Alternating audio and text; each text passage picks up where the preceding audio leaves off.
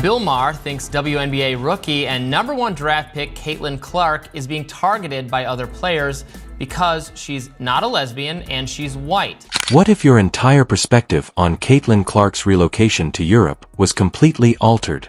Bill Maher just revealed something much more shocking than we anticipated. Was her exit from the WNBA primarily motivated by financial gain or something more profound? The league is very lesbian, and she's not. And there's race. There's a lot of going on. Everyone is talking about what Maher revealed, and you won't believe the true reason behind Caitlin's contract overseas. Before we get started, make sure to check the notice and hit the subscribe button.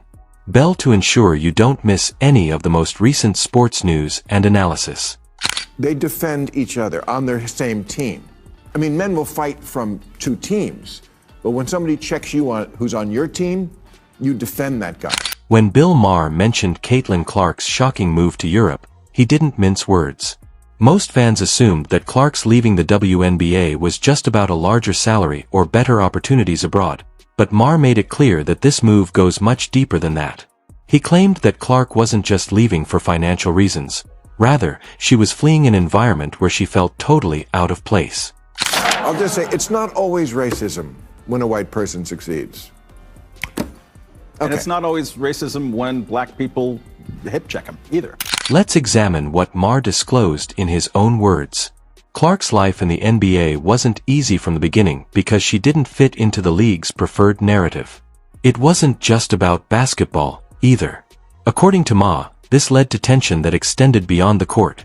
Rather than being praised for her extraordinary talent and potential, Clark was treated like an outsider in a league that ought to have been welcoming her.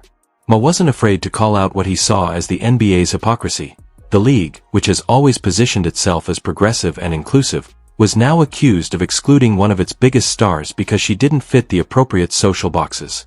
This wasn't about Caitlin's skill as a player. Rather, it was about her not fitting into the league's prof image for someone like Clark, who has been breaking records and making headlines since her college days. The worst part, according to Maher, is that other players also seemed to target Clark, making it clear that she didn't belong. From snide remarks to excessively aggressive play on the court, it seemed like Clark was constantly being pushed out of the spotlight despite being one of the best things to happen to the WNBA in years. Rather than embracing her as the league's future, many players seemed more interested in making her feel uncomfortable. This type of treatment is difficult for any athlete, but for a rising star like Clark, it must have been extremely discouraging. It's one thing to deal with tough competition, but it's another when it feels like the entire league is against you. Clark herself spoke out on social media about how physical the defense against her had become in recent games, claiming that she felt like she was being hammered on the court and that the referees were letting her opponents get away with things they wouldn't allow for other players. Additionally, Maher noted that this wasn't a singular occurrence. According to Maher, Clark's WNBA experience was a part of a broader pattern of behavior in which the league was more concerned with voting for a specific social agenda than with identifying talent. According to Maher, Clark's opportunity to play in Europe must have felt like a lifeline for her because she wasn't just an athlete who didn't fit the mold. She was a victim of a system that was more concerned with politics than sports, and the environment was oppressive for someone who loved basketball. For Clark, playing in Europe wasn't just about money or better facilities. It was about survival. Clark needed to leave a setting where she was continuously being ignored, and Europe provided the opportunity for her to do so. There, she could concentrate on her strongest suit, basketball. Absence of social politics, just the game, no ulterior motives. Maher's bombshell also highlights the WNBA's more significant problems at the moment. Although the league has made progress in advancing women's sports, it is evident that there are still long-standing issues that require attention.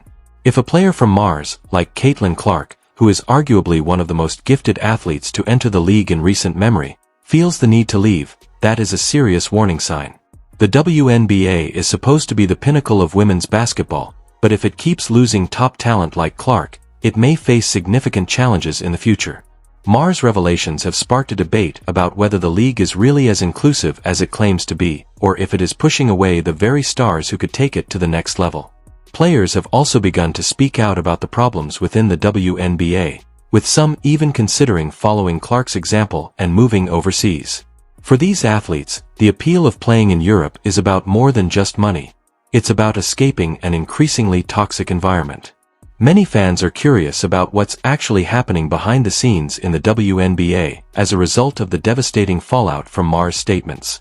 The questions that Maher's bombshell has brought to the forefront are whether the league is truly focused on showcasing the best players or on promoting a specific narrative, and if the latter, what does that mean for the future of women's basketball? The WNBA must respond to these questions if it hopes to continue for the time being. Although it appears like Caitlin Clark has found a new home in Europe where she can concentrate on her game without the WNBA's controversy and distractions, Maher's revelations have opened a bag of worms that won't be quickly closed. If the WNBA wants to prevent its top players from leaving, it needs to do some serious introspection. Maher has stated that the league's current strategy isn't working and that it's a part of a larger problem that reveals deeper rifts in the WNBA. The league has always taken pride in being progressive and inclusive, but Maher's bombshell revealed how these very ideals may be turning away some of its best players. If Clark, a record-breaking rookie who has garnered a lot of attention, feels alienated enough to leave, what does that say about the league's current state? Maher's perspective implies that rather than recognizing Clark for her skill and the excitement she brought to women's basketball, the WNBA is more interested in promoting a particular narrative than embracing the diversity of all of its players, including those who don't fit the image it wishes to project. Making sure she didn't overwhelm its favored storylines was the main goal of the consequences. The WNBA has been riding high on its reputation as one of the most progressive sports leagues in the world, supporting LGBTQ+ players and advocating for social justice. However, Maher pointed out that this focus has overshadowed the game itself and created an environment where players like Clark feel out of place. In an attempt to push a narrative of inclusivity, the WNBA may have unintentionally alienated those who don't fit its image, making basketball a secondary priority. Maher claims that the league's social and political focus has marginalized players who don't fit that mold. This change in emphasis has important ramifications for the league's future. Like any other professional sports league, the WNBA depends on its stars to draw spectators, sell merchandise, and draw in supporters. One of those stars was Caitlin Clark, and her move to Europe signifies that the league may lose more of its best players if these internal problems are not resolved more quickly. It would be disastrous for the WNBA if other players who feel similarly alone or marginalized followed Clark's example and looked for opportunities elsewhere. In fact, Maher hinted that Clark's decision might lead to a greater exodus of talent from the league, stating that other players have also expressed dissatisfaction with the WNBA's culture and that some are thinking about leaving the league for the same reasons as CL Clark. While European teams frequently pay more than WNBA teams, players who feel that the WNBA is no longer the perfect fit for them are increasingly drawn to European leagues because they provide better earnings and a more basketball-focused environment. Maher made it clear that this move was about more than just Clark's financial gain. She wanted to escape the drama, the politics, and the feeling that she was constantly being pushed out of the spotlight despite her undeniable talent in Europe. Europe provided her with just that, and if more players follow in Clark's footsteps, the WNBA will be left scrambling to maintain its star power and keep fans interested. Losing a player like Caitlin Clark is a big hit not only because of her skills on the court, but also because of the attention she brought to the league. Her games she attracted a lot of attention and was set to be one of the WNBA's faces for years to come. However, now that the spotlight has moved to Europe, the WNBA will need to put in a lot of effort to replace the gap she left behind. Maher's bombshell also brings up an important conversation about the role of politics and sports. The WNBA has been one of the most vocal leagues when it comes to social issues, but Maher's take suggests that this focus might be coming at the cost of the sport itself. If players feel like they're being judged more on their social or political alignment than their basketball skills, it could create a toxic environment where talent gets overshadowed by non-sporting issues. For the WNBA, this is a delicate balancing act. The league has built a strong reputation around its progressive values, and it's been a trailblazer in many ways when it comes to advocating for social justice. But if those values start to push players like Clark out of the league, it could backfire. The WNBA will need to find a way to embrace all of its players regardless of their backgrounds or personal beliefs if it wants to remain a competitive and thriving league. Maher's comments have sparked a debate that extends beyond Caitlin Clark and the WNBA. They bring up more significant issues regarding the role of politics in sports, as well as how leagues can strike a balance between their duty to promote the game and their dedication to social causes. For Clark, moving to Europe was a way to concentrate on her passion for basketball, but for the WNBA, this may serve as a wake-up call that they need to re-evaluate how they're handling their players and their image. What does Caitlin Clark do now that she's in Europe? She has the chance to really shine on a global stage. Beyond the money and the game, Europe offers Clark a new beginning where she can concentrate on basketball without the burden of playing in the WNBA. For the WNBA, Clark's loss is a significant setback but also an opportunity. European women's basketball is extremely competitive, and her talent will undoubtedly make her a standout player overseas. The European leagues are also known for being more financially rewarding, which is another benefit for Clark. The WNBA may emerge stronger on the other side if the league can take this opportunity to consider how it handles its players and whether its priorities are in line.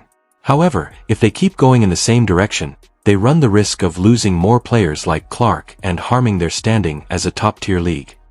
Few people anticipated the side of the WNBA that Bill Maher's bombshell revealed, and it has brought up significant issues regarding the league's and women's basketball's overall future. What do you think Bill Maher is correct about Caitlin Clark's decision to leave the WNBA, and what does this mean for the league's future? Please share your thoughts in the comments section below, and don't forget to like this video. Caitlin Clark's move to Europe serves as a reminder that, at the end of the day, it's all about the game, and if the WNBA wants to remain competitive, it needs to put basketball back at the center of everything it does. To ensure you don't miss any more significant sports stories like this one, please subscribe to our channel and click the notification bell. Thank you for watching, and we'll see you in the next video.